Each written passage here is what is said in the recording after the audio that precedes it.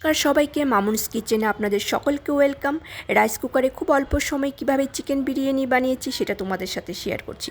প্রথমে পুরের মতো পেঁয়াজ, আদা, রসুন, লঙ্কার 5টা টমেটো পেস্ট করেছি। তারপর চিকেনের সব পেস্ট দিয়ে তার মধ্যে পুরের মতো লবণ, 2 চামচ সাদা তেল, কেওড়ার জল, বিরিয়ানি মশলা দিয়ে ভালোভাবে মেখে আমি আধা ঘন্টার জন্য রেখে দিয়েছি। এদিকে বিরিয়ানি রাইসের জন্য জলে এলাচ, দারচিনি, লবঙ্গ, তেজপাতা, জায়ফল, জয়িত্রী, পরিমাণ মতো লবণ, চিনি আর 2 চামচ ঘি দিয়ে জলটাকে ভালোভাবে বয়েল করে চাল দিয়ে দিয়েছি।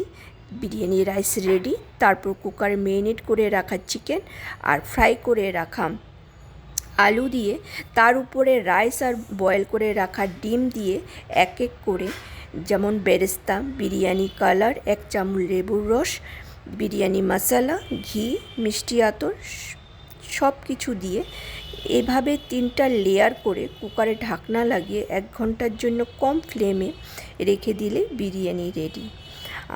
খেতে খুব ভালো হয়েছিল, তোমরাও ট্রাই করে দেখতে পারো।